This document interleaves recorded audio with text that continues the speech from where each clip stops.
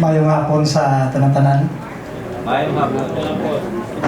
To our presiding officer, Vice Governor Natalie Ann Dibuki, to all my honorable colleagues in the Sangguniang Panlawigan, to everyone, good afternoon. 32 years ago, I was given the opportunity to represent my municipality as a youth and student leader in the annual celebration of the Linggo ng Kabataan of the province of Iloilo, spearheaded by the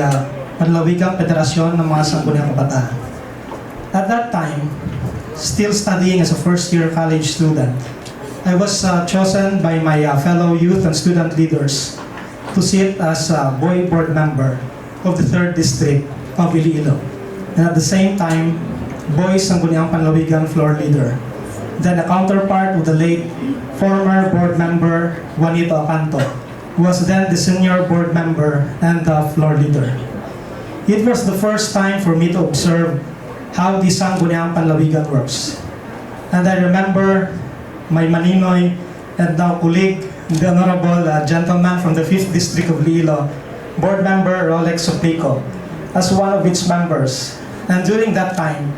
the session hall was still located at the now Casa Real, our old provincial capitol building.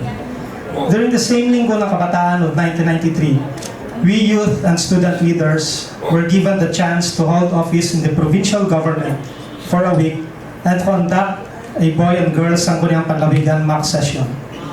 I never imagined that after 32 years from being a boy provincial board member of the Boy and Girls Week, I am now elected as a regular member of the Sangguniang Panlawigan, representing the 3rd District, province of Iloilo, a government post that I once dreamed to occupy someday. Coming from a family of community leaders, with my grandfather, the late Mayor Victor Catedral Plagata, the first mayor and founder of our municipality, Bingawan, Iloilo,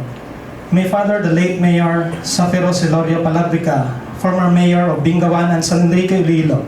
and my brother, former board member and now Bingawan Mayor, Matt Plagata Palabrica, who served as my inspirations as a public servant. That youth leadership activity of the provincial government in 1993 opened my heart for public service. Until such time that I was elected as Sangguniang Kabataan Chairman of our barangay, Poblacion Bingawan, Iloilo, Sangguniang Kabataan Municipal Federation President for 6 years, regular Sangguniang Bayan member for 1 term, Vice Mayor for 3 terms, and Mayor for another 3 terms. I have served the government for more than 27 years as a local elected official, with the last 9 years devoted to being a mayor of Bingawan, Iloilo, where the municipality, just like the town of Anilao, headed by our honorable presiding officer, became a 6-time national awardee of the Seal of Good Local Governance, the first and the only awardee in Iloilo of the Balangay Seal of Excellence Award, the highest award given by the Philippine Drug Enforcement Agency or PDEA and the Interagency Task Force on Anti-Illegal Drugs under the Office of the President, and as model local government unit implementing Kalay Seeds program. I have a little experience in local legislation, where I am a part of the Sangguniang Bayan for 18 years, 9 years as a member, and 9 years as a presiding officer, where the municipality became a Galing Po awardee in 2010 because of the ordinance that I have authored, promoting for transparency and accountability in local governance. There's indeed a big difference in joining with the Sangguniang Panlawigan, which belongs to a higher level in terms of local legislation. I am also deeply honored to be a part of the 15th Sangguniang Panlawigan of Iloilo, whose present membership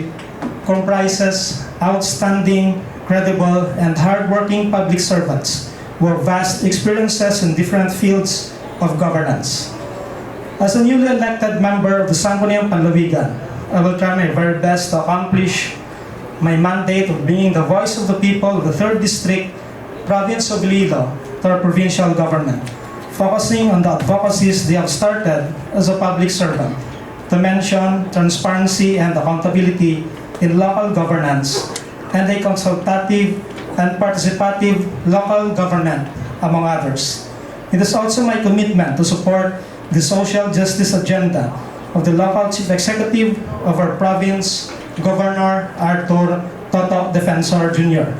to support the movement for a robust, progressive, and globally competitive and resilient province of Iloilo,